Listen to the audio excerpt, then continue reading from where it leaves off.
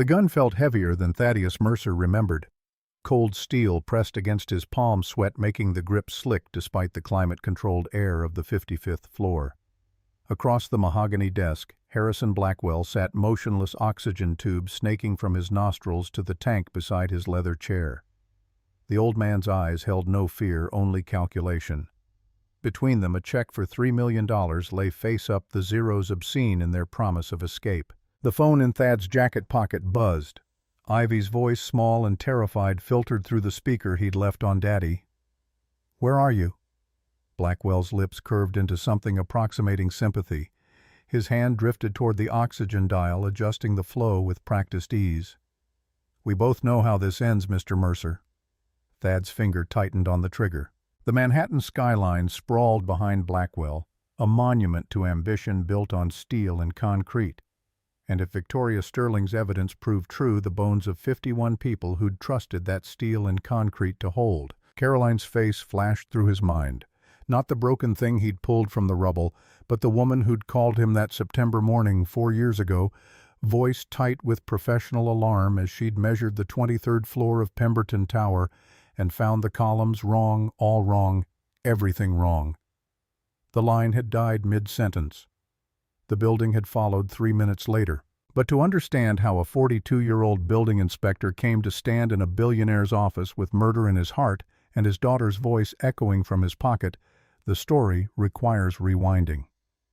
4 months back, when Thaddeus Mercer's biggest concern was scraping together rent money and Ivy's inhaler prescription, not whether he had the stomach to pull a trigger. The fluorescent lights of Jefferson Elementary's pickup lane cast everything in sickly yellow as Thad watched Ivy emerge from the double doors, her backpack nearly as large as her 7-year-old frame. She spotted his dented Honda Civic immediately, her face brightening despite the exhaustion that hung on children at 3:15 on a Friday. Mrs. Whitmore appeared behind her, one hand on Ivy's shoulder, the gesture gentle but deliberate. "Mr. Mercer." A moment. Thad's stomach dropped. He knew that tone, the same careful neutrality the bank manager had used when explaining overdraft fees, the same measured concern from the landlord discussing late payments. He climbed out of the car, leaving it idling in the pickup lane, aware of the other parent's eyes tracking him. Mrs. Whitmore had that effect on people. Her gray hair pulled back in a severe bun that somehow made her look both grandmotherly and formidable. Ivy's lunch account is past due. $27. The amount was specific, damning. Thad felt heat crawl up his neck. "I'll take care of it Monday." Mrs. Whitmore's expression softened, which somehow made it worse. "Ivy is a wonderful student, bright kind, always helping other children. If there are circumstances, we're fine. Monday. I promise." The lie tasted like copper. His bank account held $412.67. Rent was $1,975, due in 5 days. The electric bill sat unopened on his kitchen counter, a thin envelope that might as well have been a bomb. Ivy's asthma medication, the real kind that actually worked, instead of the generic substitute that left her wheezing at night, cost $340 with his lapsed insurance. Monday was a fantasy. Monday was a word people used when they meant never. Ivy climbed into the back seat, quiet in the way children get when they've learned not to ask questions. Thad watched her in the rearview mirror as he navigated traffic, her small hands folding and refolding the permission slip for the Science Museum field trip. $15, due Wednesday. Another impossibility in a growing collection. The apartment was worse in daylight. Thad had learned to time their returns for dusk, when shadows could hide the water stains on the ceiling and the carpet worn to threads near the door. But today's building inspection had run short. The owner had canceled, no explanation given, which meant no paycheck for those hours, and now sunlight streamed through gaps in the blinds he couldn't quite close, illuminating every failure. Ivy dropped her backpack by the couch and pulled out her homework without being asked. Spelling words. She attacked them with the fierce concentration of someone who understood that good grades were the only currency she could control. Thad moved to the kitchen, such as it was, and inventoried their options. Pasta again. The 5th night this week. He'd become expert at making poverty look like preference, spinning macaroni and margarine into Daddy's special recipe, with enough enthusiasm that Ivy sometimes forgot they used to eat other things. The knock came at 6:15, precise and authoritative. Thad froze, pasta water boiling behind him, every disaster scenario flooding his brain. Landlord. Social services. Someone who'd finally noticed that a 42-year-old man living in a one-bedroom with a 7-year-old daughter and no visible means of adequate support was a problem requiring intervention. Through the peephole, a woman in a charcoal suit stood in the hallway, briefcase in hand, her dark hair pulled back in a style that screamed expensive and professional. Not the landlord, not social services. Somehow worse in ways Thad couldn't articulate. He opened the door but left the chain engaged. "Can I help you, Mr. Thaddeus Mercer?" "I'm Victoria Sterling. I work for the district attorney's office." She produced identification, holding it up to the gap.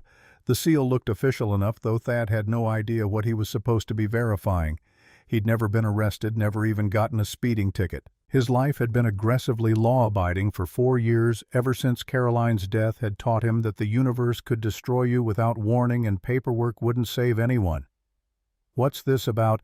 I need to speak with you regarding Blackwell Properties and Development." "May I come in?" "No." The word came out harder than intended. Victoria Sterling's expression didn't change, but something flickered in her eyes. Surprise, maybe, or reassessment. People in suits expected compliance. Thad had learned that compliance led to conversations he couldn't afford to have. "Mr. Mercer, I'm investigating criminal fraud and negligent homicide. Your wife, Caroline Mercer, died in the Pemberton Tower collapse 4 years ago. Blackwell Properties built that structure." I believe Thad closed the door. His hands shook as he shot the deadbolt, a useless gesture.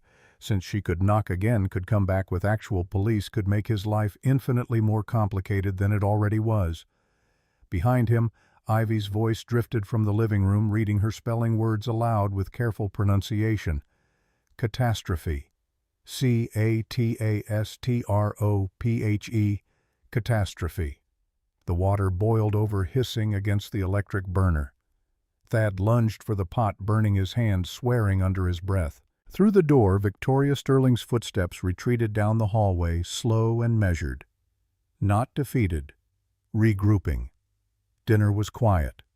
Ivy picked at her pasta, pushing the spirals around her plate in patterns that might have been letters or just the restless geometry of childhood boredom.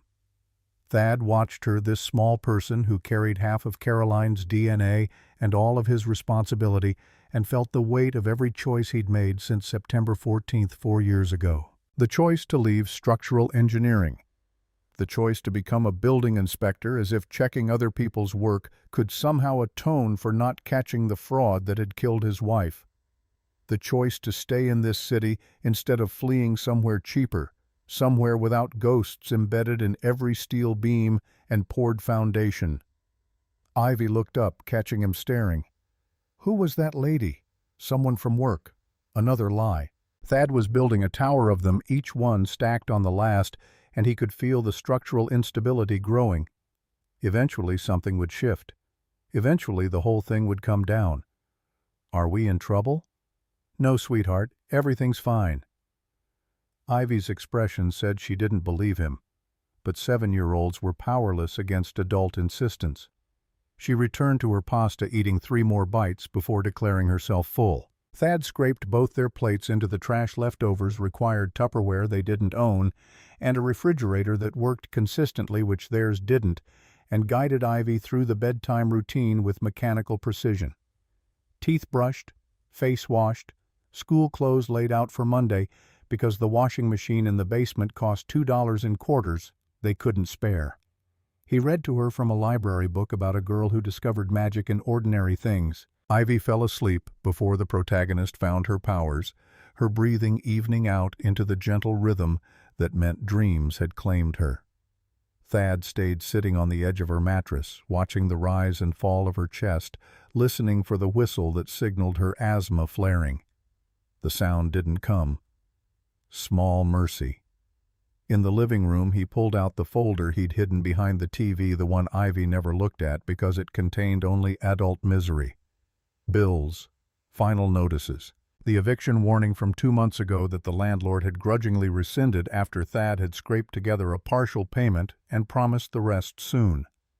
That promise had been a lie too, but a necessary one, the kind that bought time even if it couldn't buy solutions. At the bottom of the folder, wrapped in a plastic grocery bag to protect it from water damage, sat the envelope from Pemberton Tower's insurance company. Thad hadn't opened it in 3 years. He knew what it said. Claim denied, insufficient evidence of negligence. Structural failure attributed to unforeseen settlement patterns in the bedrock. Standard language. Legal armor. The kind of words that let corporations sleep at night after burying 51 people under concrete and rebar. Victoria Sterling's card lay on the coffee table where he'd thrown it after fishing it from under the door. Embossed lettering. Official seal. A phone number with a local area code. He picked it up, turning it over in his hands, feeling the weight of potential it represented. Criminal fraud. Negligent homicide.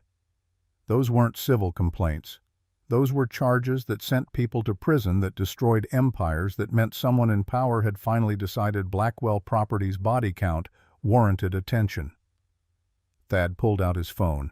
The screen showed 12 missed calls from the building inspection office, his boss probably demanding explanation for the canceled appointment and the hours Thad couldn't bill. He ignored them and dialed the number on Victoria Sterling's card instead. She answered on the second ring, her voice crisp despite the late hour. "Mr. Mercer, how did you know it was me, caller ID?" "And hope." The admission caught Thad off guard. Lawyers didn't hope. They calculated and maneuvered and deployed precisely crafted arguments designed to produce predetermined outcomes. Hope was for people who'd run out of other options. "You said criminal fraud." "I did." "Negligent homicide." "Yes." How many? Victoria Sterling was quiet for 3 seconds. Thad counted them, each one stretching like the moment before a building fails, when every support beam screams under load and physics demands surrender. 51 in Pemberton Tower, 12 in Grayson Plaza 2 years later, 18 in Northside Residences last year, 17 in Riverside Commons 6 months ago. Total 98 confirmed deaths across 4 structures, all Blackwell Properties, all showing identical patterns of material fraud and inspection bribery. 98 people. Thad's vision tunneled. The apartment shrank around him, walls pressing in, air turning thick. Caroline had been 51 out of 98. A data point. A casualty in an ongoing operation that Harrison Blackwell apparently considered acceptable collateral damage. "What do you need from me?" "Everything you know about Pemberton Tower, your wife's files if they exist, your professional assessment of the structural failures, and I need you to help me prove the pattern extends to Blackwell's current project, which is Stanton Tower, 62 floors, mixed residential and commercial, projected occupancy 2,100 people, opening in 5 months. Thad's engineering brain engaged, automatically running calculations he'd suppressed for 4 years. 62 floors meant significant foundation load, required steel grades in the A992 range, minimum concrete specifications around 4,000 psi. For the lower floors, rebar spacing no wider than 12 inches on center for proper tensile strength. Any corner cutting on a structure that size would be catastrophic, not if it failed, but when. "You think Stanton Tower has the same fraud?" "I know it does. I have documentation from a whistleblower. Former engineer named Dominic Parrish. He worked on Stanton Tower's foundation phase. Kept copies of everything, original specs, actual materials, used bribery records for the inspectors. He's willing to testify." "Then why do you need me?" "Because Parrish isn't a structural engineer anymore. He's an accountant. His testimony will prove fraud. But I need someone who can stand in front of a jury and explain in simple terms exactly why that fraud will kill people. Someone who understands load calculations and failure points and can make 12 strangers see the bodies before they're buried." Thad closed his eyes. In the darkness behind his lids he saw Caroline's face again, but this time she wasn't calling from Pemberton Tower. She was standing in his living room 7 years ago when they'd first moved to this city and everything had felt possible. Her hand had been on her hip, that gesture she made when she was about to tell him something he wouldn't want to hear but needed to anyway. "You're going to do this," she'd said, not asking. "You're going to take the lead engineer position because it's what you're good at, and because good buildings matter. People live in them, Thad. Work in them. Raise families in them. Your signature on those plans means something." He'd taken the job. He'd signed the plans.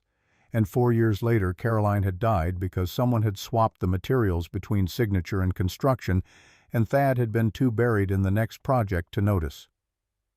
"I'll help you," he told Victoria Sterling. "But I need something first." "Name it." $340 for my daughter's asthma medication, and I need it Monday before the pharmacy closes. Silence. Thad braced himself for the refusal, the lecture about ethics and bribes and how the district attorney's office couldn't be seen purchasing cooperation. Instead, Victoria's voice came back softer, stripped of its professional armor. "I'll have it Monday morning, 9 a.m. Meet me at the construction site for Stanton Tower. Bring your inspector credentials and anything your wife left behind about Pemberton." The call ended. Thad sat in the dark, listening to Ivy's breathing from the bedroom, and the traffic sounds from the street below, and the slow drip of the kitchen faucet they couldn't afford to fix properly. Somewhere in Manhattan, Harrison Blackwell was probably sleeping soundly in a penthouse worth more than Thad would earn in 5 lifetimes, surrounded by the spoils of an empire built on substandard steel and bribed inspectors, and the calculated risk that 98 deaths wouldn't be enough to stop him. Monday morning came wrapped in November cold, the kind that seeped through Thad's jacket and settled in his bones as he stood outside the chain-link fence surrounding Stanton Tower's construction site. The structure rose skeletal against the gray sky, 62 floors of exposed steel waiting for the concrete and glass that would transform it from honest framework into deadly deception. Thad had arrived 15 minutes early, using the time to study the work from the street, his trained eye cataloging the visible elements and finding them wanting even from this distance. The corner columns were wrong. Too thin for the load they'd eventually carry, the steel grade impossible to verify from outside the fence, but almost certainly below specification if Blackwell's pattern held. The rebar spacing looked wide, maybe 18 inches instead of 12, which meant the concrete would crack under stress and the whole structure would rely on compression strength it didn't have. Thad pulled out his phone and started taking photographs, zooming in on the column connections and the foundation work visible through gaps in the temporary walls. "Mr. Mercer." Victoria Sterling materialized beside him, her approach silent, despite heels that should have clicked on concrete. She carried 2 coffee cups and a manila envelope thick enough to suggest either very good news or very bad. Thad accepted the coffee, grateful for the warmth against his cold hands. "Ivy's medication." Victoria handed him the envelope. Inside $400 in 20s neatly bundled. $60 more than he'd asked for. "The pharmacy sometimes has additional fees. I didn't want you short." The kindness was worse than charity. Thad's throat tightened. "I'll pay you back." "I know." Victoria's gaze shifted to Stanton Tower, her expression hardening. "Let's make sure there's something left to pay back to." They approached the site entrance where a bored security guard sat in a trailer checking IDs. Thad flashed his building inspector credentials, still valid for another month, assuming his boss didn't fire him for the missed appointments, and Victoria produced documentation from the DA's office authorizing a safety inspection. The guard waved them through without interest, his attention already back on his phone. Inside the fence, the construction site sprawled like a dissected corpse. Temporary structures housed equipment and materials. Concrete trucks sat idle waiting for Monday's full crew. The skeleton of Stanton Tower loomed above everything, a promise of vertical ambition that would house thousands of people who trusted that the engineers and inspectors and contractors had done their jobs honestly. Thad moved toward the foundation, pulling out the small notebook he'd carried since his engineering days. The concrete showed visible aggregate separation, a sign of improper mixing ratios. He knelt, pressing his thumb against the surface, feeling it give slightly under pressure. "This should be cured to at least 3,000 psi by now. It's barely 2,000. Victoria photographed the area with her phone, each click of the shutter sharp in the cold air. "Can you prove that without testing equipment? Not in court. But I can tell you what testing will show if you get a warrant for core samples." The foundation is compromised. When this building reaches full height and load differential settlement will occur. Southeast corner will drop first, probably 6 to 8 inches over 18 months, creating catastrophic stress on the superstructure. Exactly what happened at Pemberton Tower. Thad stood brushing concrete dust from his hands. The gesture felt futile. 4 years hadn't been enough to wash Carolyn's death from his skin. 4 more wouldn't help either. They spent 2 hours documenting violations. Thad identified substandard steel grades on the exposed beams, photographed improper welding that would fail under lateral load measured rebar spacing that violated code by 33%. With each discovery, his professional horror deepened. Pemberton had been bad. Stanton Tower was worse, as if Blackwell had learned from getting away with murder that he could be even more brazen. Victoria's phone rang at 11:15. She answered, listened for 30 seconds, and went pale, when her voice had lost its professional steadiness. Thad watched her face transform from controlled attorney to something raw and frightened. "I'm on my way." She ended the call and turned to Thad, her hands shaking. "Dominic Parrish is dead. Apparent suicide. They found him in his apartment an hour ago." The words landed like physical blows. Thad steadied himself against a concrete pillar, feeling the rough surface bite his palm. Apparent Victoria's laugh was bitter. "He was our whistleblower. He had documentation proving everything, original plans, material substitutions, bribery records. He was supposed to testify next week. And now he's dead, and I'm supposed to believe he just decided to hang himself. Where are the documents? That's what I need to find out. If they were at his apartment, they're gone. Whoever killed him took them." Victoria's eyes met his, recognition dawning. "You've done this before. Investigated building failures." Thad shook his head. "I've watched cover-ups happen. Pemberton Tower's insurance investigation lasted 6 months. Every witness who'd reported safety concerns either recanted or disappeared. Every document that might have proven negligence vanished. By the time they closed the case, the official story was that the building failed due to unforeseen geological factors beyond anyone's control. Acts of God don't carry criminal liability, so Blackwell has practice making problems disappear. 98 problems and counting. They left the construction site in silence. Thad's photographs and notes suddenly feeling insignificant without Parrish's documentation to back them. A dead whistleblower and missing evidence meant Victoria's case was collapsing before it had properly begun. And somewhere in Manhattan, Harrison Blackwell was adjusting his oxygen flow and making phone calls to lawyers who specialized in making inconvenient prosecutors go away. Thad's phone buzzed. Text from his boss office. Now. The building inspection office occupied the 3rd floor of a municipal building that smelled like industrial cleaner and institutional despair. Thad's boss, Gerald Vance, sat behind a desk drowning in paperwork, his face showing the particular anger of a man who'd been questioned by people above his pay grade. "Sit down, Mercer." Thad remained standing. "Some conversations were better received on your feet, where you could run if necessary. I got a call this morning from Blackwell Properties' legal team. They're alleging you've been conducting unauthorized inspections of their construction sites. Harassment, trespassing. They're threatening to sue the city and name you personally. I had authorization from the DA's office." Vance pulled out a folder and slapped it on the desk. Inside photographs. Thad at Stanton Tower, close-ups of his inspector badge, timestamps showing him on site during hours that were technically personal time since the city hadn't commissioned the inspection. You used your credentials to access private property for a criminal investigation you're not authorized to be part of. That's a fireable offense.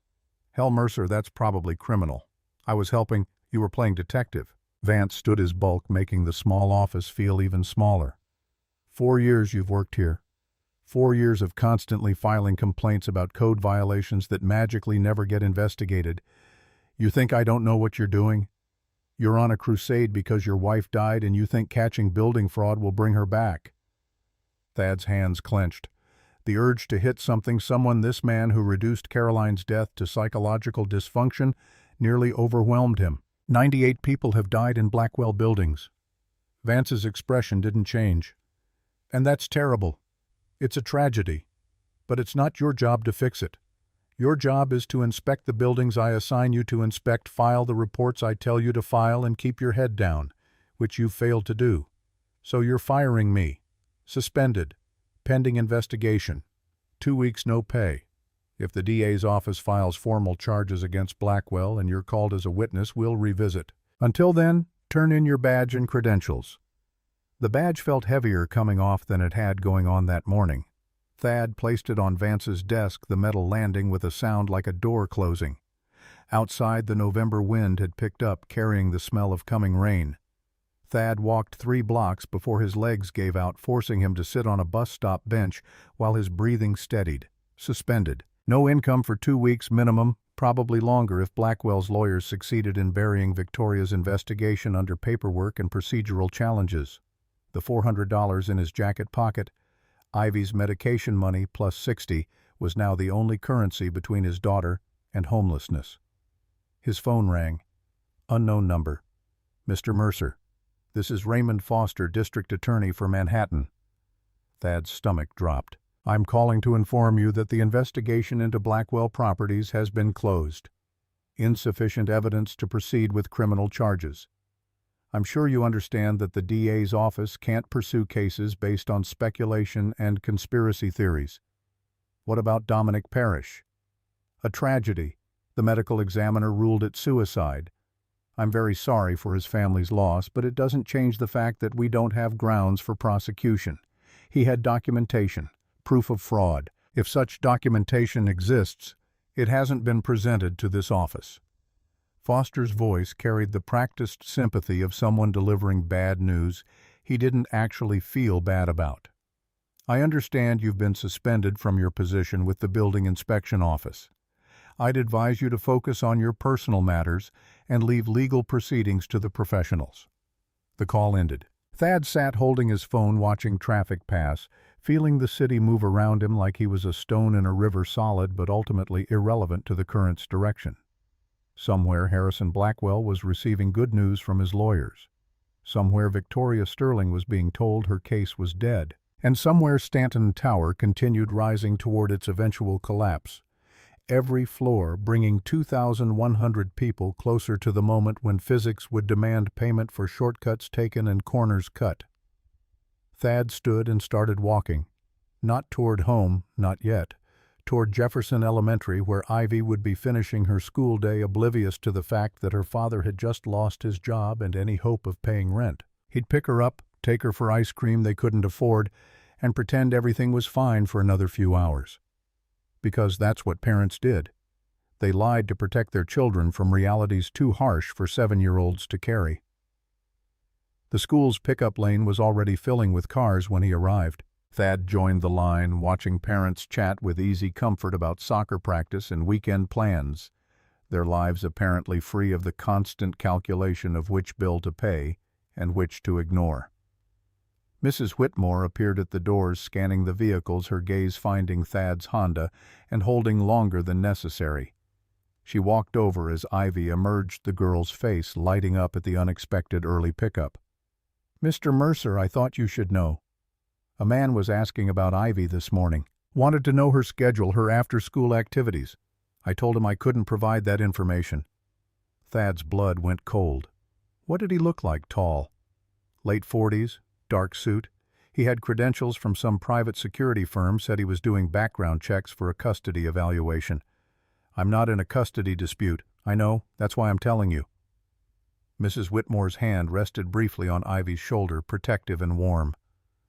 "Be careful, Mr. Mercer." Ivy climbed into the back seat, chattering about her day, blissfully unaware that someone had been asking about her, that her father's investigation into Blackwell Properties had apparently progressed from professional threat to personal danger.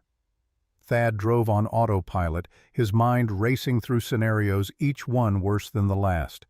They wanted him scared. They wanted him focused on protecting Ivy instead of pursuing evidence. And it was working because Thad would burn every bridge and abandon every principle before he'd let his daughter become collateral damage in Harrison Blackwell's body count. He stopped at the pharmacy first, filling Ivy's prescription with Victoria's money. The pharmacist handed over the inhaler with practiced efficiency. No idea she was dispensing the difference between Ivy breathing easily and Ivy wheezing through the night. Small mercies hard won. At home, Thad cooked pasta again this time with actual sauce from a jar he'd splurged on during a better week. Ivy ate without complaint, then settled at the coffee table with her homework while Thad pulled out his laptop and began searching for Dominic Parrish's obituary. The article was brief. Dominic Parrish, 43, accountant, found deceased in his apartment, survived by his wife Margaret and their 2 daughters. Services pending. No mention of suicide. No mention of Blackwell Properties. Just another life reduced to 2 paragraphs and a plea for donations to a charity in lieu of flowers. Thad scrolled to the comments. Most were generic condolences, but one caught his attention. The truth doesn't die with one man. Others know. Others will speak. Posted by user MPAR1977. Margaret Parrish, probably. A widow reaching out through the only channel available, hoping someone would understand the message hidden in plain sight. Thad created a burner email account and sent a message to the generic contact form on the funeral home's website addressed to the Parrish family. I knew Dominic through work. I have questions about his research. If anyone is willing to talk, I can be reached at this email. The response came within 20 minutes. Tomorrow, 2 p.m., Riverside Park North Bench near 112th Street. Come alone. Thad deleted both emails and closed the laptop. Across the room, Ivy had abandoned her homework in favor of drawing, her small hands moving the crayon with fierce concentration. Thad walked over and knelt beside her, looking at the picture taking shape. A house. 2 stick figures, one tall, one small. A yellow sun in the corner shining down on a scene of domestic simplicity that existed nowhere except in a 7-year-old's hopeful imagination. That's beautiful, sweetheart. Ivy looked up, studying his face with the unnerving perception children sometimes displayed. Are you sad about Mommy again? The question landed like a punch. Thad had thought he'd hidden it better, had managed to keep his grief compartmentalized enough that Ivy wouldn't carry the weight. Apparently 7-year-olds saw more than adults wanted them to. A little bit. Is that okay? Mrs. Whitmore says it's okay to be sad. She says sad people aren't broken, just remembering. Your teacher is very wise. Ivy returned to her drawing, adding details to the house windows, a door, a chimney, releasing smoke in a careful spiral. When I'm sad about Mommy, I draw pictures of us being happy. Mrs. Whitmore says that's called honoring her memory. Thad's vision blurred. He pulled Ivy into a hug, feeling her small body solid and warm against his chest. This person who carried half of Caroline's DNA and all of his reason for continuing to care whether buildings stood or fell. We're going to be okay, he whispered into her hair. I promise. Another lie. But this one felt necessary, the kind of untruth that built scaffolding around a child's sense of security, even as the foundation crumbled beneath adult certainty. That night, after Ivy fell asleep, Thad pulled out the folder he'd hidden and extracted the insurance denial letter from Pemberton Tower. He read it again, noting the legal language that transformed tragedy into technical failure, culpability into act of God.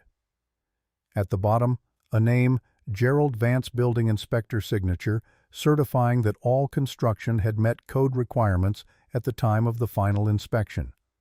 The same Gerald Vance who'd just suspended him. The same man who'd signed off on Pemberton Tower and probably every other Blackwell building that had collapsed under the weight of its own fraud. Thad photographed the signature, the date, the inspector number. Then he did what he should have done 4 years ago. He started building a case file documenting every connection, every pattern, every piece of evidence that Blackwell Properties had turned building construction into industrialized murder and Manhattan's building inspection office into an accessory after the fact. Outside, rain began to fall, the drops hitting the window with sounds like accusations. Thad worked through the night, Caroline's ghost looking over his shoulder. Ivy's breathing, a reminder of what he stood to lose and what he couldn't afford to fail at protecting. By morning, he had a timeline spanning 6 years, 4 buildings, 98 deaths, and one consistent thread: Harrison Blackwell's empire was built on sand and bodies, and someone needed to make it fall. Riverside Park at 2 in the afternoon held the particular emptiness of November weekdays, when the cold kept casual visitors away, and only the determined braved the wind coming off the Hudson. Thad arrived 15 minutes early, positioning himself where he could observe the north bench near 112th Street while remaining partially concealed behind a maintenance shed.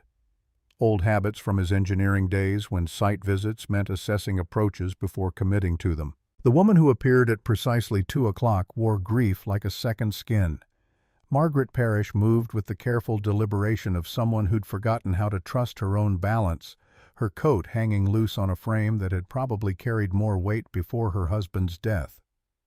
She sat on the designated bench, hands folded in her lap, staring at the river with eyes that saw something other than water. Thad emerged from concealment and approached slowly, giving her time to register his presence and run if she chose. She didn't move, just shifted her gaze from the Hudson to his face, measuring him with an intensity that felt like an accusation. "You're the one who emailed." Her voice carried the flat affect of someone beyond tears past rage, settled into the cold certainty that came after the universe had already extracted its worst. "Thaddeus Mercer. My wife died in Pemberton Tower." Margaret's expression didn't change, but something flickered behind her eyes. Recognition, maybe solidarity. The particular bond shared by those who'd lost people to the same machine. "Dominic showed me the files 6 months ago. Everything. The material substitutions, the bribes, the pattern across all 4 buildings. He wanted me to know in case something happened to him." The admission hung between them, stark and damning. Thad sat beside her, maintaining enough distance to seem respectful, while close enough to catch her words against the wind. "Did he tell you he thought something would happen?" "He was scared. Not at first, but after he contacted the DA's office. His car was broken into twice in 3 weeks. Nothing stolen, just tossed. Warning. Then someone tried to access our home security system remotely. Dominic installed new locks cameras, started sleeping with his phone under his pillow. But he didn't run." Margaret's laugh was bitter broken. "He said running meant they'd won. That 98 people deserved someone willing to stand up, even if it cost everything. I told him our daughters deserved a living father more than dead strangers needed a martyr." Her hands clenched in her lap, knuckles white. "I was wrong. He was right. If good people only protect their own monsters win." The words carried weight. Thad recognized the particular gravity of guilt that came from surviving when others hadn't. He'd carried the same burden for 4 years, ever since he'd signed off on Pemberton Tower's structural plans and trusted that the materials would match the specifications and the inspectors would catch any fraud before 51 people paid for his assumptions with their lives. The files Dominic had. "Do you still have them?" Margaret pulled a USB drive from her pocket, the small device looking obscene in its ordinariness. 4 buildings worth of evidence, 98 deaths, reduced to gigabytes of data that could fit on a keychain. Copies.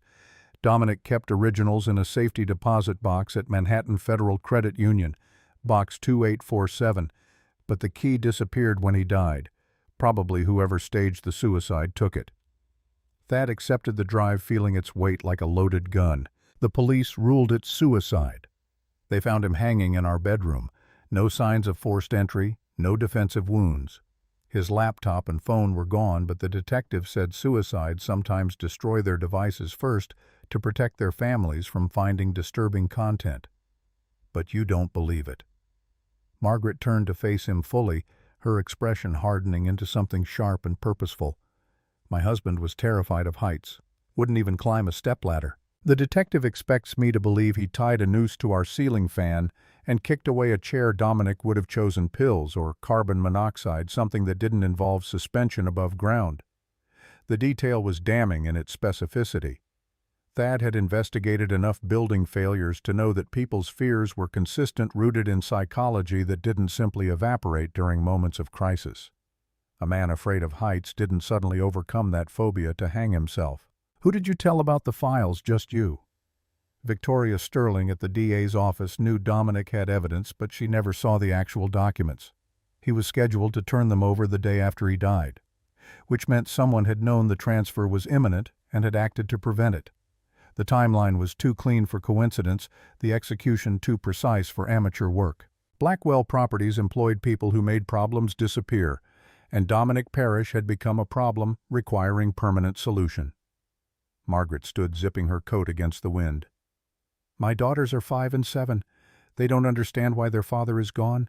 They just know he's never coming home, and Mommy cries when she thinks they're not watching."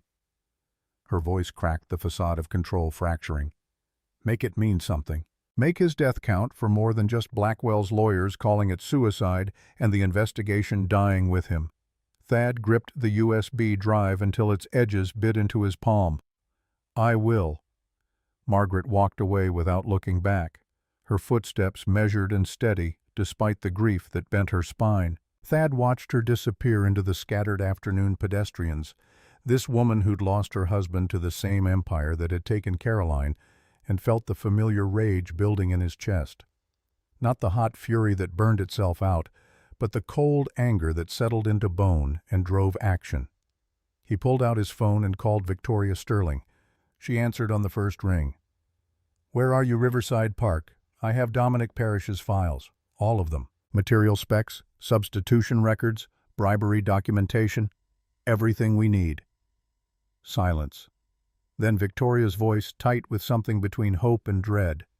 "Meet me at my office. 20 minutes. Don't stop, don't talk to anyone, just get here." The DA's office occupied floors 12 through 15 of a municipal building in Lower Manhattan, its corridors lined with the particular bureaucratic beige that signaled government efficiency over aesthetic consideration. Victoria's office was smaller than Thad had expected, barely large enough for a desk and 2 chairs, the walls covered in case files and legal references that spoke to someone who worked late and went home rarely. She locked the door behind him and pulled the blinds before taking the USB drive with hands that trembled slightly. If this is what Dominic said it was, it is. His widow confirmed everything. Victoria plugged the drive into her laptop, her fingers flying across the keyboard with practiced efficiency. Files opened in rapid succession, each one displaying the kind of documentation that prosecutors dreamed about.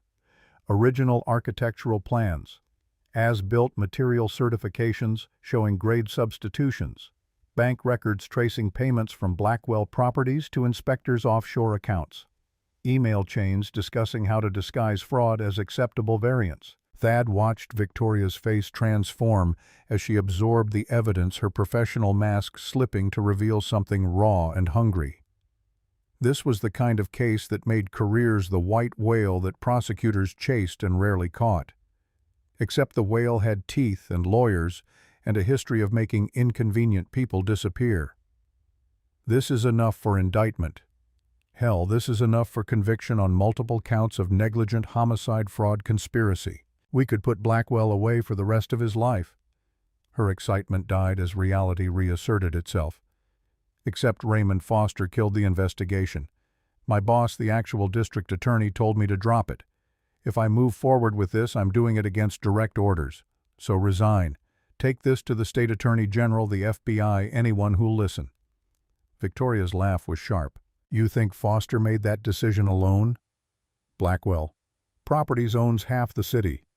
Council has 3 judges on retainer, employs more lawyers than some firms have total staff. If I go rogue, I won't just lose my job. I'll be blackballed from practicing law anywhere in New York. Thad leaned forward, his voice dropping to something harder than he'd known he could produce. 98 people are dead. 2,000 more will die when Stanton Tower collapses. How many bodies does it take before career concerns start looking like complicity? The words landed like a physical blow. Victoria's face went white, then flushed with anger. Don't you dare question my integrity. I've spent 5 years prosecuting corporate criminals while you were inspecting buildings and filing complaints that went nowhere. I know what's at stake. Then prove it. Stop calculating costs and start doing what you know is right. They stared at each other across the small desk, 2 people carrying grief and guilt in different configurations but equal weight. Victoria broke first, her shoulders sagging as the fight drained from her posture. If I do this, I need more than documents. I need witnesses. Someone who can testify to the construction fraud and survive cross-examination from Blackwell's legal team. You have me. You're compromised. You signed off on Pemberton Tower as the structural engineer. Blackwell's lawyers will crucify you on the stand, make it look like you're shifting blame to cover your own negligence. The assessment was clinically accurate and professionally devastating. Thad had known his signature on those plans would haunt him, had spent 4 years trying to outrun the guilt through obsessive inspection work. But running time was over. Then find someone else. There have to be other engineers who worked on Blackwell projects and noticed the fraud. Victoria pulled up a spreadsheet on her laptop, scrolling through names. Dominic identified 12 engineers and contractors who were involved in various Blackwell projects. 3 are dead, 2 car accidents, 1 heart attack. 5 recanted their initial concerns when questioned, suddenly claiming they'd been mistaken. 2 moved out of state and refused to return for depositions. 1 is in prison on unrelated charges that look suspiciously well-timed. That leaves Gerald Vance. The name hit Thad like electricity. My former boss. The building inspector who suspended me yesterday. He signed off on Pemberton Tower's final inspection, and Grayson Plaza and Northside Residences and Riverside Commons. Victoria's expression hardened. Vance took over $1 million in bribes across 4 projects.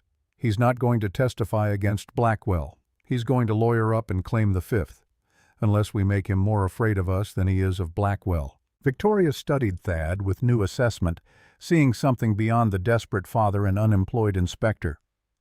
What are you proposing? Confront him. Show him the evidence. Offer immunity in exchange for testimony. He's just a functionary, not the architect of the fraud. The DA's office can make a deal. Except I don't work for the DA's office anymore. Victoria stood moving to the window that overlooked Lower Manhattan's concrete canyon. I resigned. Walked into Foster's office this morning and told him I couldn't work for someone who valued political connections over prosecuting mass murder. I'm officially unemployed as of 5 p.m. today. The revelation should have been shocking. Instead, Thad felt something like relief, the particular clarity that came when everyone involved had already lost the things they'd been trying to protect and could focus solely on the mission. Then we do this outside the system. Private prosecution. Wrongful death lawsuits on behalf of the victims' families. Discovery process will force Blackwell to produce documents, give depositions. We won't get criminal charges, but we can bankrupt him and expose the fraud publicly. That requires lawyers willing to take on Blackwell Properties without guarantee of payment. It requires families willing to sue, which means telling them their loved ones were murdered for profit and watching them process that horror. And it requires both of us staying alive long enough to see it through. The last point hung heavy between them.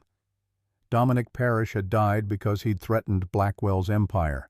The man asking about Ivy at school had been a warning, a demonstration that Thad's daughter wasn't beyond reach if he continued pushing. I have a 7-year-old daughter who depends on me for everything. If I die, she goes into foster care. There's no family, no safety net, just the state and whatever home they place her in. Thad's voice roughened with the admission. But if I walk away, if I let this go because I'm scared of what might happen, what kind of man does that make me? What lesson am I teaching Ivy about standing up for what's right, even when it costs everything? Victoria turned from the window and Thad saw tears tracking down her face despite her controlled expression. My brother died in Grayson Plaza. He was 32, a graphic designer working late to meet a deadline. When the building collapsed, he was on the 8th floor right above the lobby. The structural failure started there, pancaked straight down. They found his body 3 days later. The revelation explained the intensity, the professional obsession that had driven Victoria to investigate Blackwell despite the political cost. This wasn't about career advancement or legal triumph. This was personal, a debt owed to the dead that couldn't be paid but demanded accounting anyway. I'm sorry. Don't be sorry. Be ready to fight. Because we're about to go to war with someone who has unlimited resources and no conscience, and the only weapons we have are truth and rage, and the hope that somewhere in this corrupt system there's still enough integrity left to matter. Thad stood extending his hand. Victoria took it, her grip firm despite the tremor that ran through her fingers. Where do we start, Gerald Vance? Tonight, before Blackwell's people realize we have the files and come looking. They left Victoria's office separately. Thad taking the subway while Victoria retrieved her car from the municipal parking garage.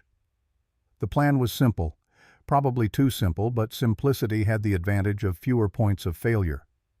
Confront Vance at his home in Queens, show him the evidence, make him understand that cooperation was his only path to avoiding prison. Record everything. Use his testimony to flip other witnesses. Build the case piece by piece until the weight of evidence became too heavy for even Blackwell's lawyers to deflect. Thad stopped at his apartment long enough to check on Ivy, who was being watched by Mrs. Chen from 3B, the elderly woman who occasionally helped with child care in exchange for help with her own bureaucratic challenges. Ivy sat at the kitchen table working on math homework, her concentration absolute as she carried the one and checked her work with careful precision. "Daddy, you're home early. Just checking on you, sweetheart. I have to go back out for a little while. Work stuff." The lie tasted familiar by now, worn smooth by repetition. Ivy looked up from her homework, her expression showing the particular skepticism children developed when adults repeatedly claimed everything was fine while clearly demonstrating otherwise. "Mrs. Whitmore says lying is wrong even when you're trying to protect people. Your teacher is very wise, sometimes too wise." Thad knelt beside her chair, bringing himself to eye level. "I'm working on something important, something that might help a lot of people. But it's also dangerous, and I need you to promise me something." Ivy's eyes widened, fear and excitement warring in her expression. "If anyone you don't know tries to talk to you, even if they say they're friends with me, you run. You find Mrs. Chen or Mrs. Whitmore or any adult you trust and you tell them someone is bothering you. Can you promise me that are bad people coming?" The question was direct, unfiltered by adult euphemism. Thad wanted to lie again to wrap her in comfortable fiction that monsters weren't real and danger was abstract. But Ivy deserved truth, or as much of it as a 7-year-old could carry. "Maybe. I hope not. But I need you to be careful and smart, okay?" Ivy nodded, solemn as a judge. "I can be careful and smart. Mrs. Whitmore says I'm one of her brightest students. She's right about that, too." Thad kissed her forehead and stood, every instinct screaming at him to stay, to forget about Vance and Victoria and the files that could bring down an empire, to choose his daughter's immediate safety over abstract justice for 98 people he'd never met. But Ivy was watching him with those eyes that saw too much, and running now would teach her that principles were negotiable and courage was something you abandoned when the cost got too high. He left the apartment and met Victoria at a diner 3 blocks from Vance's house in Queens.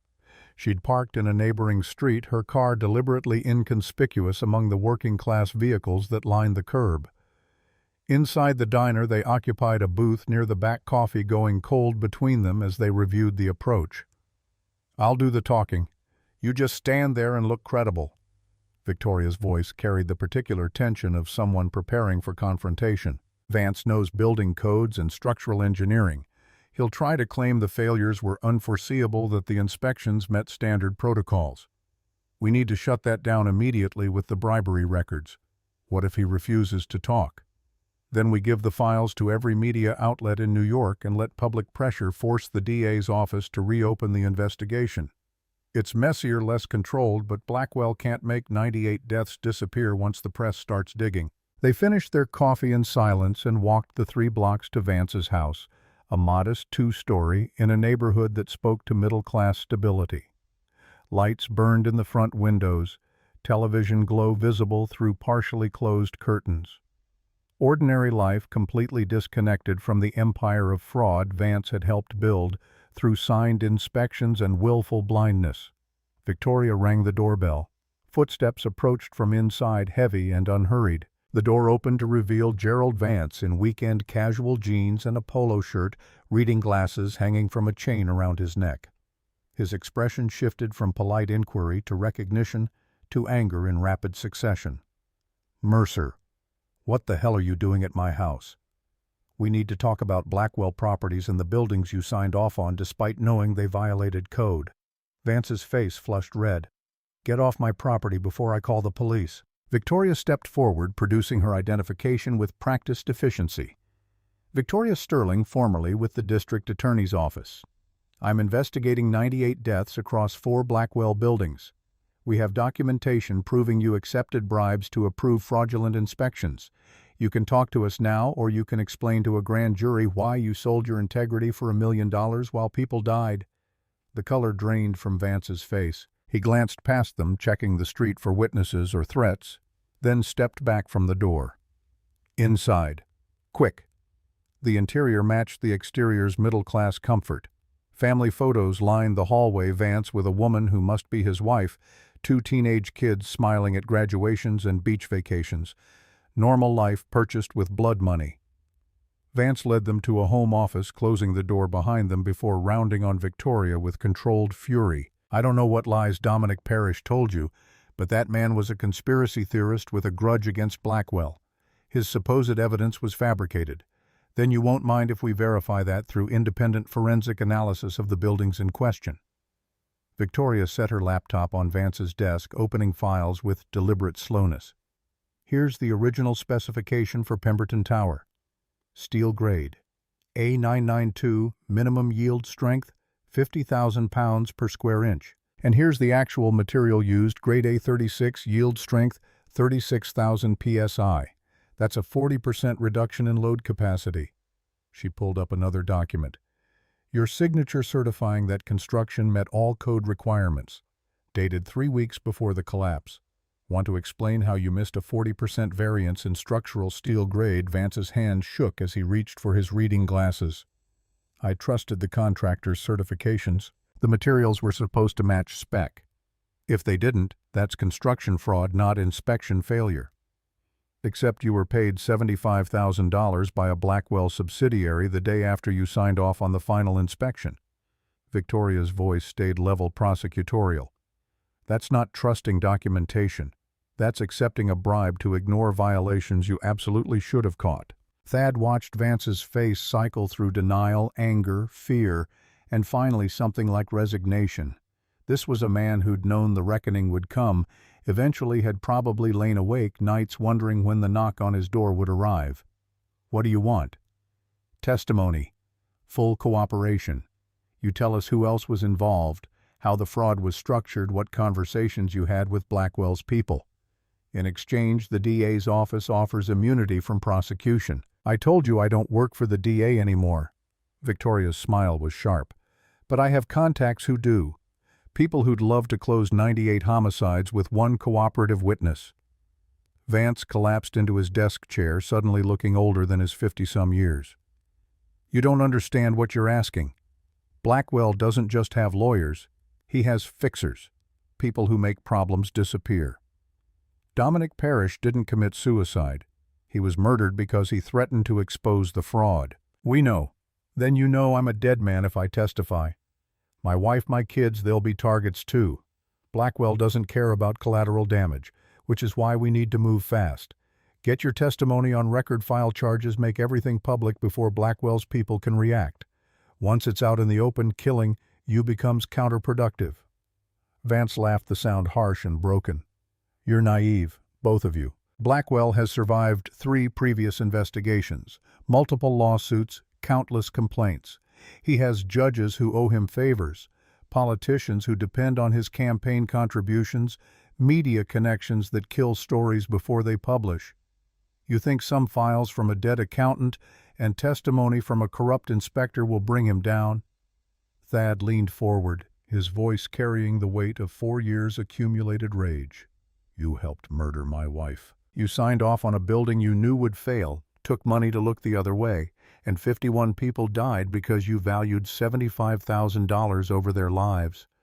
So yeah, I think your testimony matters. I think admitting what you did and naming everyone else involved gives those deaths meaning. And if you refuse, if you hide behind fear of retaliation, then you're not just corrupt. You're a coward who'll let 2,000 more people die rather than risk your comfortable life." The words hung in the small office, brutal and uncompromising. Vance stared at Thad with something between hatred and recognition, seeing his own guilt reflected and magnified. "I need time to think. You have until morning. After that, we go public with everything, and you face prosecution without immunity." Victoria stood collecting her laptop. "One more thing.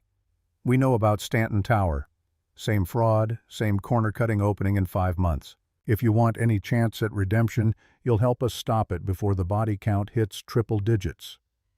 They left Vance sitting in his home office surrounded by photos of the family he'd endangered through years of accepting bribes and ignoring violations.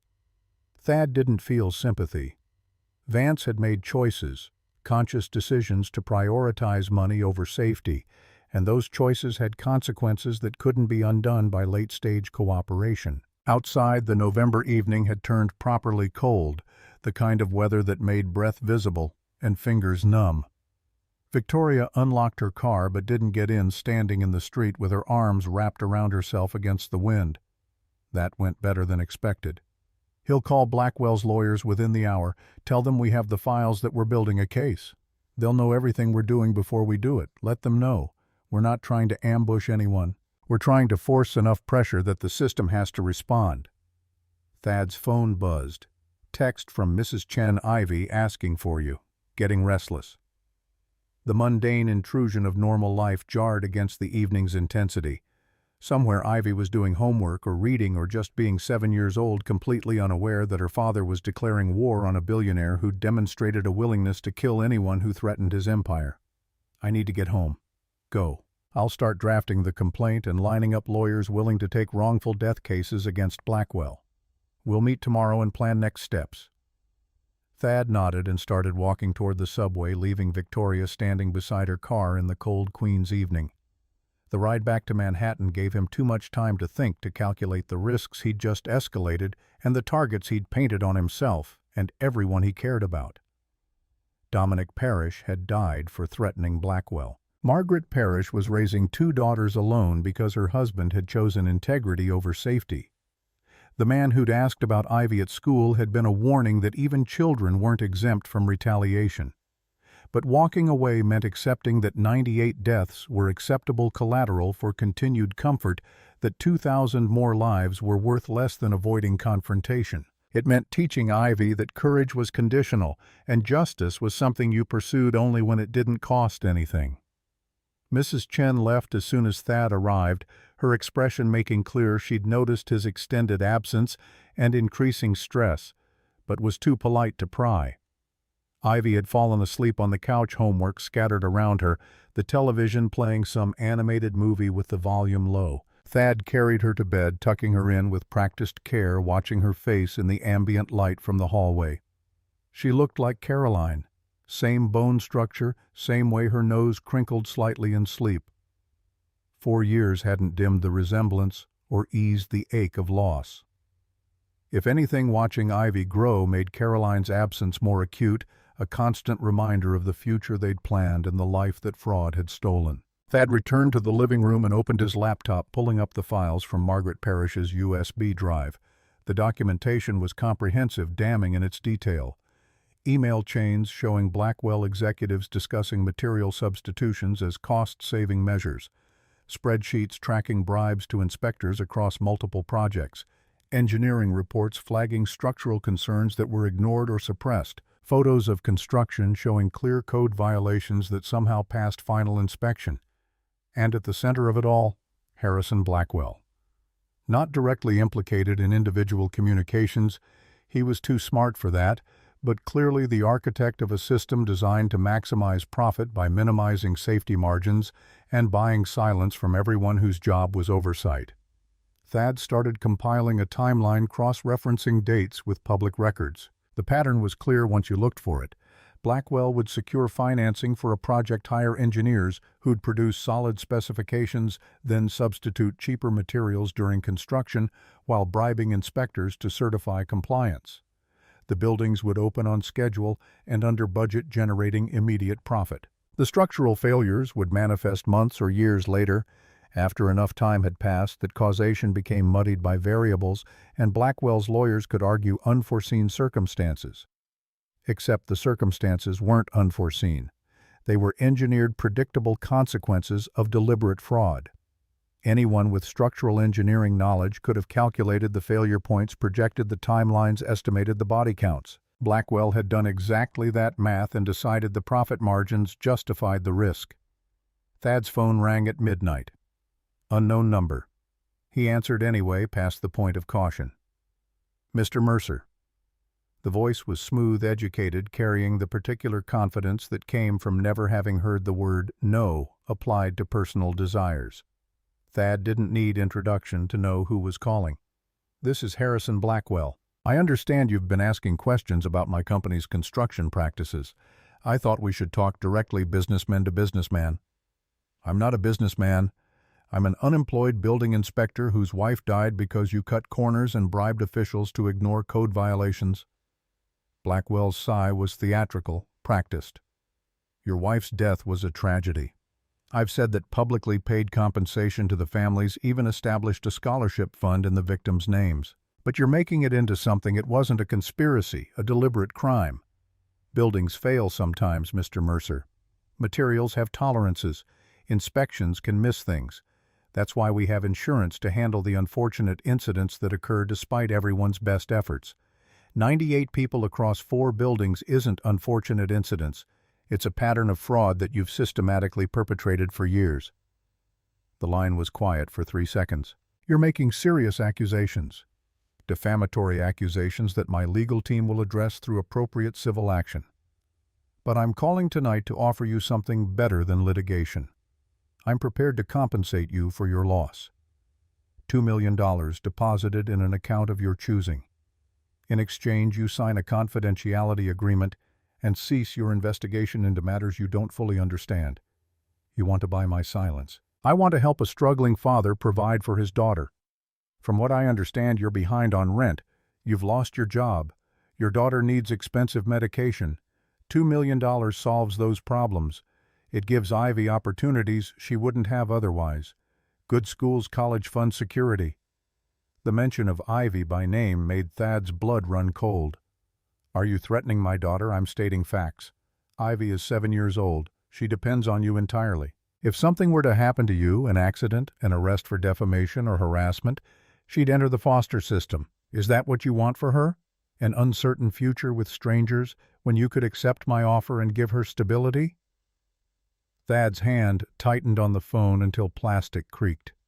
I'm going to destroy you.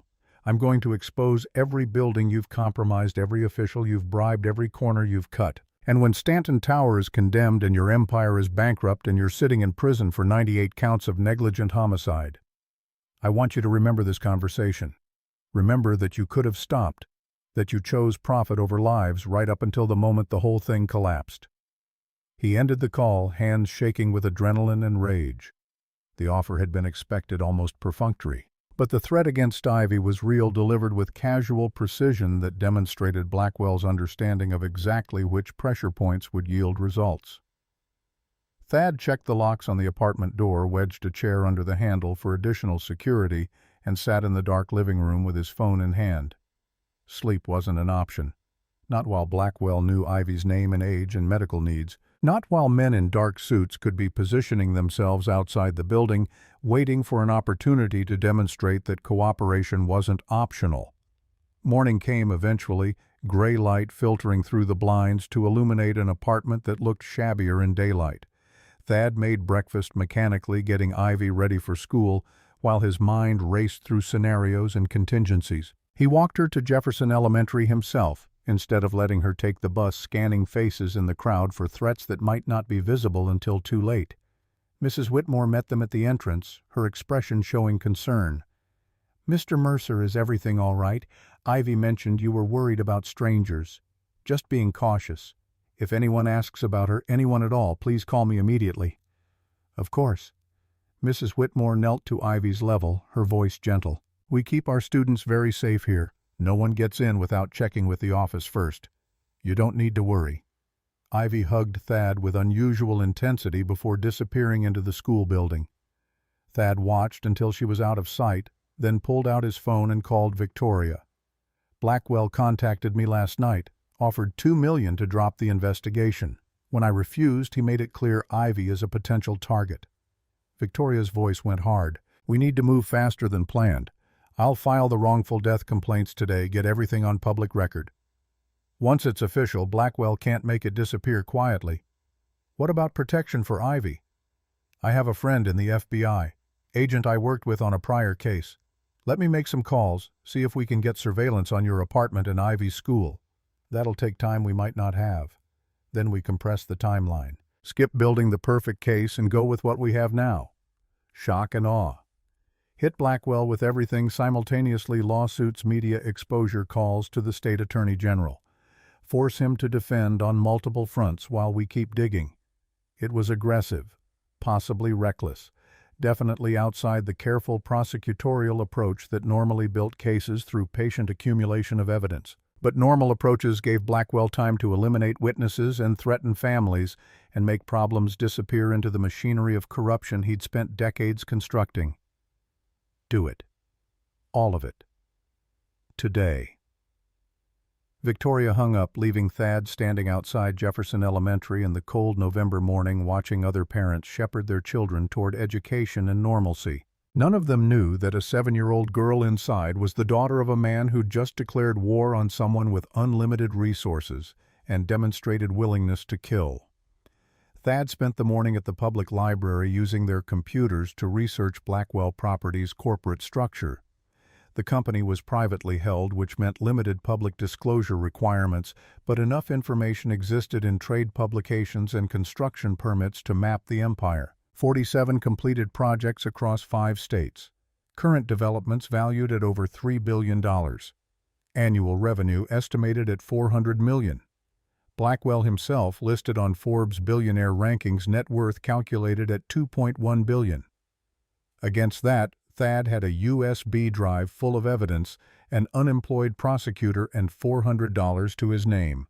The odds were absurd. But absurd odds had never stopped people from fighting, had never made surrender more appealing than resistance. Thad thought about the firefighters who'd run into the collapsing Pemberton Tower, trying to save people, about the first responders who'd spent weeks pulling bodies from rubble. Those people hadn't calculated their chances of success before acting. They'd seen someone who needed help and moved toward the danger instead of away from it. His phone buzzed. Text from Victoria. Filed complaints in federal court. 6 wrongful death suits on behalf of families from Pemberton and Grayson Plaza. Attached copies of Parrish's files as evidence. It's official now. Another text followed immediately, media already picking up story. NY Times called for comment. I gave them everything. Thad pulled up the Times website on the library computer. The article was already posted, headline screaming, "Billionaire developer faces wrongful death suits over building collapses." The text detailed the allegations, named Blackwell Properties, explicitly included quotes from Victoria about systematic fraud and bribed inspectors. It was comprehensive, damning, and completely public, which meant Blackwell's response would be equally public and infinitely better funded. Thad didn't have to wait long. His phone rang, Gerald Vance's number appearing on the screen. Mercer. What the hell have you done? Vance's voice carried panic barely held in check. I just got calls from 3 different lawyers representing Blackwell. They know about our conversation last night. They know you and Sterling have the files. And they're promising to destroy everyone involved unless we back off immediately. Then testify. Get on record before they can threaten you into silence. You don't understand. They didn't just threaten me. They threatened my family. Named my wife, my kids, where they work and go to school. These people don't make empty threats. Neither do I. You helped kill 98 people. You don't get to hide behind fear of consequences when you spent years ignoring consequences for everyone else. Vance's breathing was ragged, audible over the phone connection. I can't do this. I can't risk my family. I'm sorry about your wife, I really am. But I have to protect my own. The line went dead. Thad sat in the library, surrounded by people quietly reading and researching, completely disconnected from the war that had just escalated into open conflict. Vance was gone, too scared to cooperate, which meant the testimony they'd counted on had evaporated. The case would proceed on documents alone, Blackwell's lawyers arguing that files could be fabricated and Dominic Parrish was dead, so he couldn't verify their authenticity. Unless Thad could find another witness. Someone who'd worked on Blackwell projects and had evidence independent of Parrish's documentation. Someone who couldn't be intimidated into silence because they'd already lost everything that mattered. He pulled up the list Victoria had compiled of engineers and contractors who'd raised concerns about Blackwell Properties.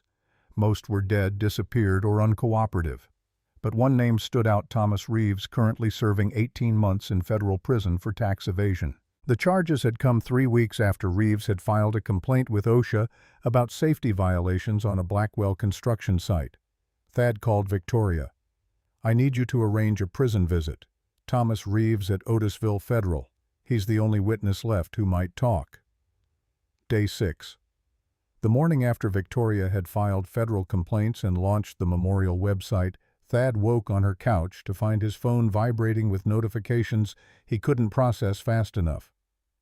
Justice for 98. Org, the digital monument Victoria had built while Thad slept, now carried over 2 million views. Victoria emerged from her bedroom, already dressed, phone pressed to her ear. "Yes, I can confirm the documentation is authentic. Yes, we have witnesses willing to testify." She ended the call and met Thad's eyes. "The U.S. Attorney's Office issued a statement 20 minutes ago. They're opening a preliminary investigation into possible federal violations." "What about Vance?" Victoria's expression hardened. "Gerald Vance has disappeared into lawyer-protected silence. Hired Whitmore and Associates claimed Fifth Amendment protection. Blackwell flipped him completely. The loss stung despite its predictability. Without Vance, the case relied entirely on documents that Blackwell's lawyers would attack as fabricated." My friend at the FBI called back. "Special Agent Marcus Webb reviewed everything and concluded there's insufficient evidence of federal crimes to justify Bureau involvement." Thad stood, rage and exhaustion warring in his chest. 98 people are dead. What more does the FBI need? Evidence that meets their jurisdictional requirements. Webb was firm: the Bureau can't intervene without clear federal law violations. Victoria's phone rang again. She answered on speaker. "This is Margaret Parrish. Someone broke into my house last night." Margaret's voice carried shock, layered over exhaustion. She described finding her home ransacked, every room tossed with professional thoroughness. They were looking for additional copies of Dominic's files. Victoria's jaw tightened. "Pack a bag. You and your daughters. I'm sending you to Pennsylvania until this is resolved." After Margaret hung up, Victoria slumped against the kitchen counter. "We're making witnesses refugees because the systems that should protect them have been purchased." Thad checked on Ivy, still sleeping despite the morning chaos. The attempted kidnapping yesterday had terrorized her. Watching her sleep now, Thad felt the familiar rage building, cold anger that settled into bone and drove action. His phone rang. Unknown number. "Mr. Mercer, this is Harrison Blackwell." The voice was weaker than before, raspier, carrying terminal illness advancing faster than medicine could contain. Each word separated by oxygen hiss. "I'm calling to make one final offer. $3 million. Full custody of your daughter secured through adoption by a vetted family. And I guarantee the family court investigation will be closed with findings that you're an excellent father." Thad's hand tightened on the phone. "You tried to kidnap my daughter. Now you're offering to arrange her adoption. A regrettable misunderstanding by overzealous employees who have been terminated. I would never harm a child, but I cannot allow you to destroy a legacy built over 40 years.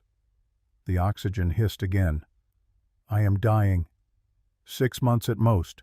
When I'm gone, what remains is what I built: buildings that house families, employ thousands. You're trying to reduce 4 decades to a handful of tragedies. They weren't tragedies.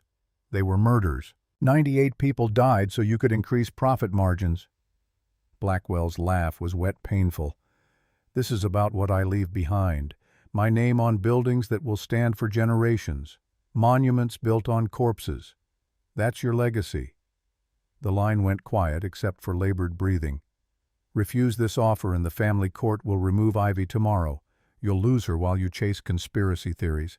My lawyers will bury you until you're bankrupt and alone." Thad looked at Ivy's sleeping form. "I'm going to watch your empire burn. When you're dying in a prison cell, remember that you chose to threaten a child because admitting fault was too expensive for your pride." He ended the call. Victoria had been listening, her face showing the same emotions, rage and fear. The custody hearing is tomorrow afternoon. We have less than 30 hours. His phone buzzed. Text from unknown number photograph of Ivy walking out of Jefferson Elementary. The message was clear. We can reach her any time. Thad showed Victoria. Forward it to the police. But this is what Blackwell does. He makes people feel powerless, creates conditions where surrender looks rational. Victoria pulled up her laptop. I'm calling a press conference. Today. We make this so public that looking away becomes politically impossible. That's declaring war. We're already at war. The question is whether we fight on our terms or his. Set up the press conference. I'll tell them everything. The press conference was scheduled for 2 p.m. at a community center in Lower Manhattan. Victoria coordinated logistics while Thad drafted remarks.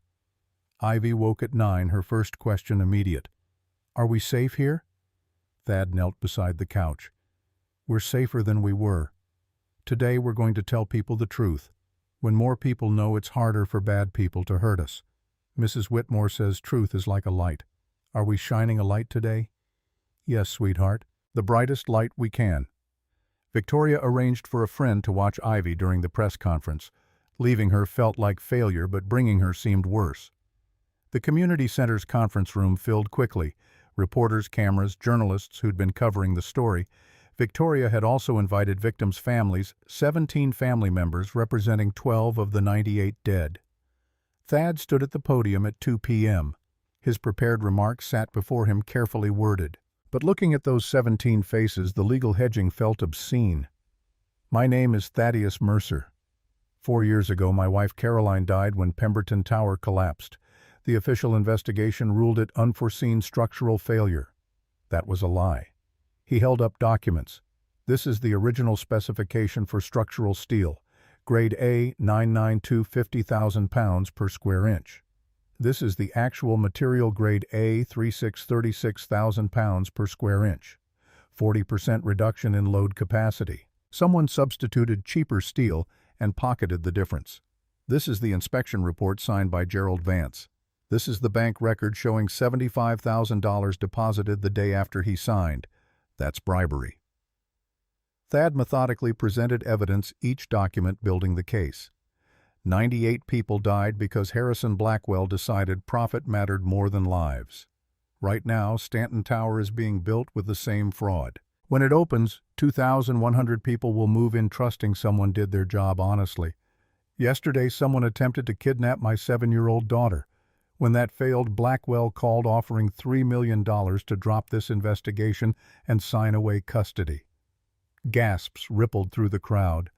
Tomorrow I face a family court hearing where the state will try to remove my daughter based on allegations filed by a foundation employing Blackwell's lawyers. He looked into the camera.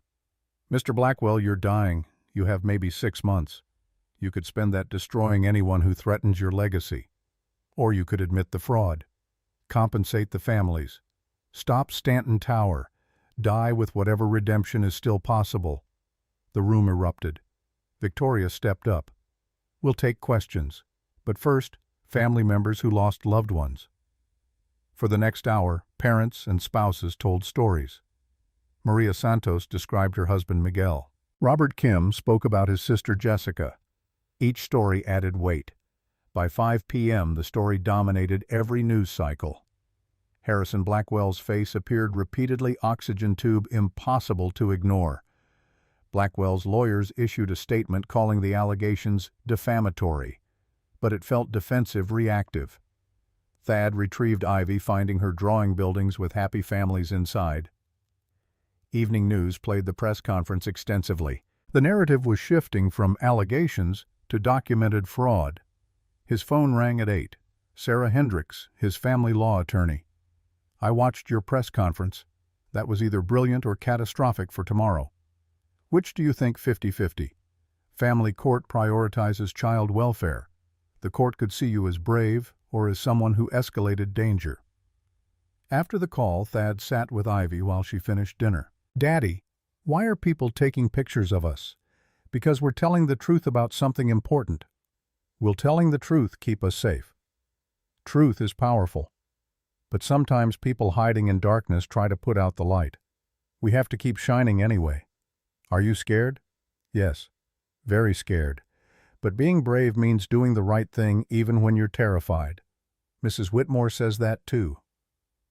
That night after Ivy slept, Thad and Victoria reviewed strategy. The preparation felt essential and futile. Victoria's phone buzzed. Text from Margaret. Made it to PA. Girls are safe.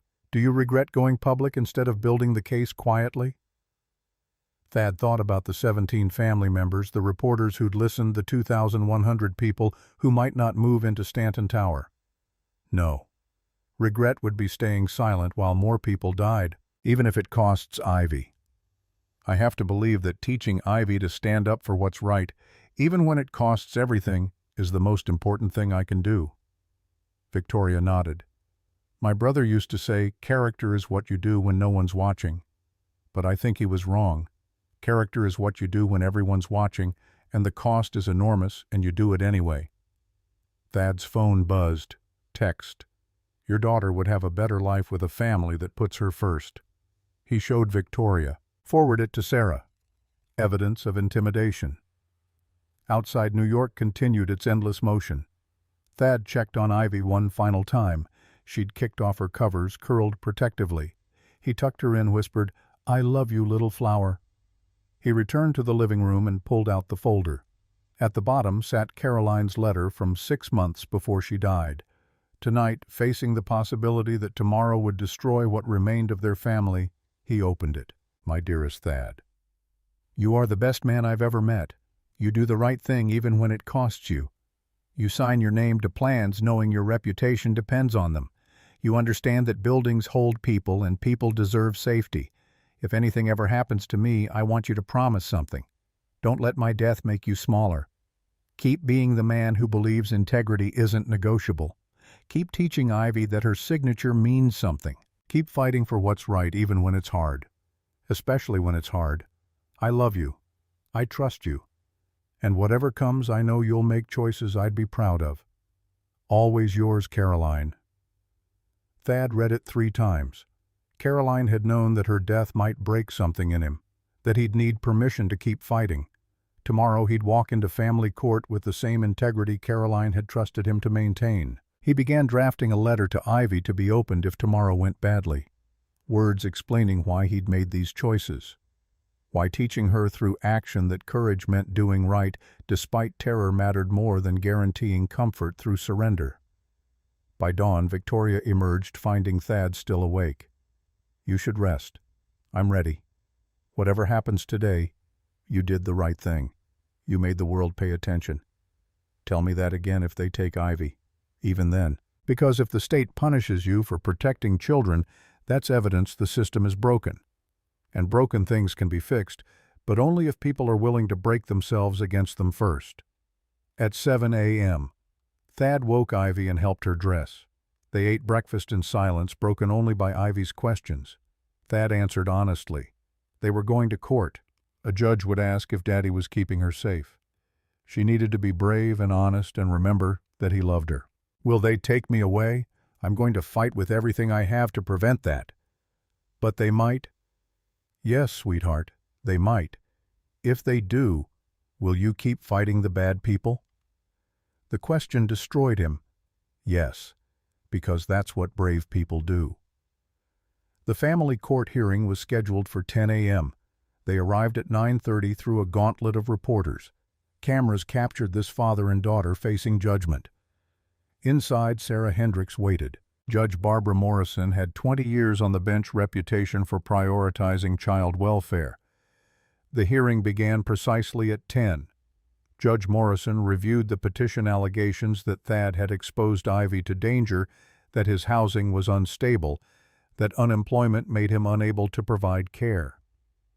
Sarah argued the allegations constituted retaliation for whistleblowing, that removing Ivy would punish a father for protecting other children. The state countered that intent didn't matter when a child's safety was compromised, that yesterday's press conference had escalated threats.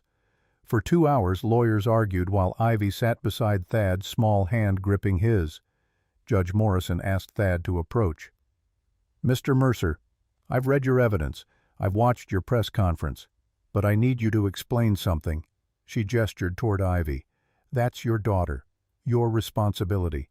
Yesterday, you made national news. You alleged a billionaire tried to kidnap her. Knowing that, why did you escalate rather than protect her through cooperation? Because 98 people are dead, Your Honor. Because 2,000 more will die if Stanton Tower isn't stopped. Because my daughter is watching how I respond when powerful people try to make me choose between safety and integrity. I can't teach her that truth matters except when it costs too much. That's noble.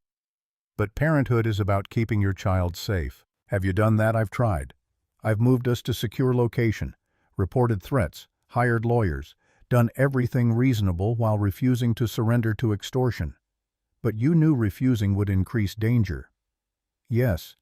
So you chose your principles over her safety. Sarah started to object, but Thad raised his hand. I chose to teach my daughter that some things matter more than personal comfort. That integrity isn't negotiable. If I'd accepted Blackwell's money, Ivy would have been safer tomorrow. But she'd have learned her father sold his principles when threatened. That seemed like greater harm. Judge Morrison made notes. 30-minute recess. We'll reconvene at noon for my decision. The wait was excruciating. Victoria texted updates, media coverage, extensive public opinion, sympathetic prosecutors feeling pressure. None of it would matter if Judge Morrison removed Ivy. At noon they returned. Judge Morrison took her seat, expression revealing nothing. I've given this serious consideration. The evidence is compelling that Mr. Mercer has been targeted for retaliation. The evidence is equally compelling this has placed Ivy at risk. She looked at Thad. I could remove Ivy today. The law gives me that authority. Thad's heart stopped. However, her tone shifted. I could also conclude that removing Ivy punishes her for her father's courage and validates tactics of people silencing whistleblowers. That troubles me. She set down her notes. I'm issuing a conditional order. Ivy remains in Mr. Mercer's custody, subject to requirements, maintain secure residence, weekly updates to the court, cooperate with law enforcement, accept federal protective custody if available. Her voice hardened. If these are violated or if Ivy's safety is compromised, I will revisit this decision. Understand? Yes, Your Honor. Thank you. Don't thank me. Just keep your daughter safe while you pursue whatever justice you think is worth risking her for. They left into afternoon sunlight. Reporters shouted questions. Cameras captured Thad lifting Ivy, her body shaking with relief. Victoria's phone rang as they drove back. She answered on speaker. This is Special Agent Marcus Webb, FBI. I need to speak with Thaddeus Mercer. He's here. Mr. Mercer, in light of today's hearing and ongoing threats, the Bureau is prepared to offer protective custody for you and your daughter. We're also opening a full criminal investigation into RICO violations, wire fraud, and witness intimidation. What changed public pressure? Your press conference generated 14,000 calls to the FBI tip line. The custody hearing made clear that not intervening would look like protecting corporate interests over child safety. What does protective custody look like? Safe house, 24-hour security, freedom of movement with protection details, however long it takes. Blackwell is dying. His doctors give him 3 months maximum. I accept. Agents will arrive within the hour. Victoria turned to Thad. This is real. Federal prosecution is happening. You did it. Blackwell is still free. Stanton Tower is still being built. But they have hope. They have proof that one person refusing to stay silent can force systems to respond. That evening, FBI agents arrived. Professional, thorough. The safe house was in New Jersey, 40 minutes from Manhattan. Before they left, Thad took Victoria aside. Thank you. For everything. Victoria smiled through tears. Thank me by testifying when the trial comes, by making sure 98 deaths meant something. They left Brooklyn at 8 p.m., Ivy clutching her stuffed rabbit. Thad watched the city recede, this place holding every memory of Caroline and every choice he'd made trying to transform tragedy into meaning. The safe house was anonymous, functional. Agents showed them security systems, panic buttons, protocols. That night after Ivy slept, Thad reviewed everything that had led here. The USB drive, the files, The press conference, the hearing, the FBI protection. His phone buzzed. Text from Victoria Blackwell's lawyers filed motion to dismiss. We're opposing tomorrow. This isn't over. Thad knew that. Victory hadn't arrived, just survival long enough to keep fighting. But federal prosecutors were investigating. Protective custody was keeping Ivy safe. 2,100 people might not move into Stanton Tower if pressure forced condemnation. Small movements toward accountability. Insufficient for 98 deaths. But more than would have happened if Thad had accepted Blackwell's money and taught Ivy that courage was something you abandoned when the cost got too high. He pulled out Caroline's letter one final time. Truth matters. Integrity isn't negotiable. Courage means doing right despite terror. These were principles worth teaching Ivy, even if the education required sacrifice. Thad checked on Ivy one final time. She slept peacefully. FBI protection, surrounding her like the building codes that should have protected Caroline. Tomorrow Victoria would oppose Blackwell's motion. Federal investigators would build the criminal case. Families would keep demanding accountability. And somewhere, Harrison Blackwell would wake to another day of dying while watching his empire face consequences. The fight wasn't over. But tonight, Ivy was safe. The truth was public. And the system that had failed 98 people was finally being forced to acknowledge their deaths mattered more than one man's legacy. That was enough. Not victory, but progress. Not justice, but movement toward it. Outside New Jersey, night settled over suburbs. Inside, a father and daughter slept under FBI protection, their lives transformed by choices made when integrity demanded action. The story would continue. Trials would happen or not happen. Blackwell would die in prison or hospital. Stanton Tower would be condemned or collapse. The future was uncertain, but 4 years of grief had taught Thad something the universe didn't guarantee happy endings, just the opportunity to fight for them. Thad had chosen to push. Ivy would grow up knowing her father had valued truth over comfort, had fought despite fear, had refused to let 98 deaths become statistics. Whatever came next, that lesson would survive. And maybe years from now, when Ivy signed her name to something important, she'd remember that signatures meant responsibility, and responsibility meant doing right even when the cost was everything. That was the legacy worth building. Not monuments of steel and concrete, but children who understood that integrity wasn't negotiable, and courage meant standing up even when you stood alone. The universe didn't owe anyone justice, but it gave them the choice to fight for it. Thad had chosen, and morning would come with new battles and continued resistance and the slow work of making systems care about people instead of power. For now that was enough.